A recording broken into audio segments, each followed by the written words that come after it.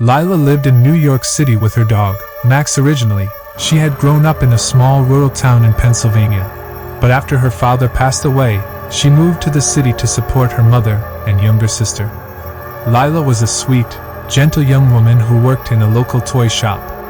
She had always loved toys, especially dolls.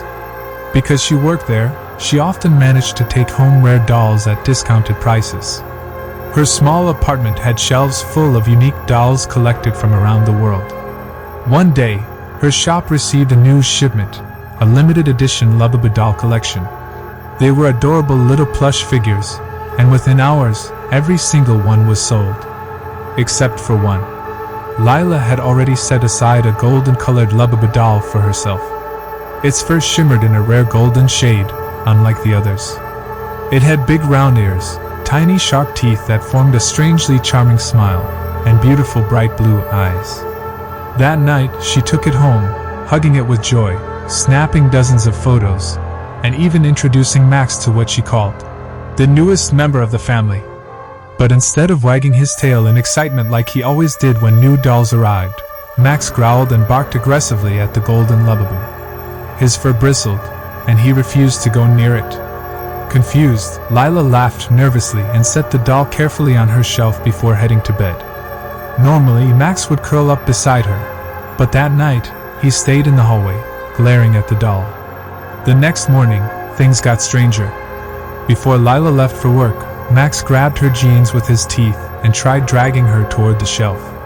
It was as if he wanted her to look at the doll again. Annoyed, she scolded him and locked him in the bathroom before leaving for work. That day turned out to be one of the worst days of her life. Normally cheerful and polite with customers, she suddenly found herself snapping, yelling, and even fighting with a parent over a toy. Her boss was shocked. This was not like her at all. Furious, he fired her on the spot. Crying, Lila returned home, opened the bathroom door, and hugged Max strangely. Her dog whimpered when he saw her tears, as if he understood. That night, Lila went to bed early. But as she drifted off, she heard a sound, an eerie, childlike laugh.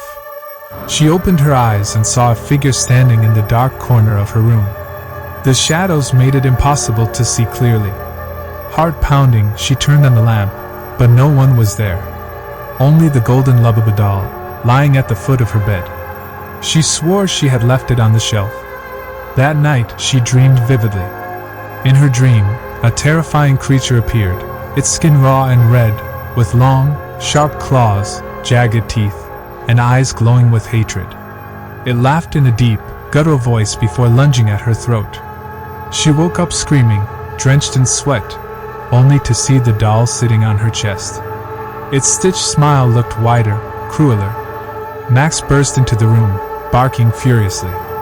Without hesitation, he bit the doll, tearing into it, ripping its fabric and stuffing apart. Lila, trembling, picked up the remains and tossed them into the trash. By morning, she felt sick. Her head throbbed, and strange red rashes had appeared on her arms. Max was missing. She called out, searched the apartment, but he was nowhere to be found. Finally, she entered the bathroom, and froze.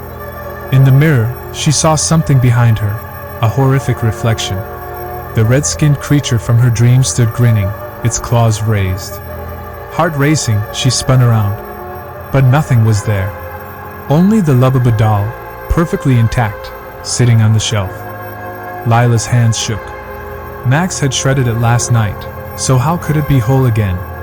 And worse, its once cute smile had twisted into a monstrous grin. She panicked, calling out for Max as she ran through the house. But when she returned to the kitchen, her blood ran cold. The doll was sitting by the sink, its tiny hands and teeth stained red. She looked beneath the counter, and screamed. Max's lifeless body lay there, torn apart. Shaking violently, Lila realized the horrifying truth. This wasn't just a toy. The Lubbubu was cursed. She searched frantically online, and what she found made her heart sink. News articles and forums from around the world told of people haunted by Lubbubu dolls. Victims had lost their jobs, fallen gravely ill, or watched loved ones die mysteriously after bringing the doll home. Some priests had even tried exorcisms. while several countries had banned its sale altogether. Terrified, Lila grabbed the doll, doused it in lighter fluid, and set it ablaze. She placed its ashes into a jar and threw it into the Hudson River, believing it was finally over. That night, she called her younger sister, telling her everything.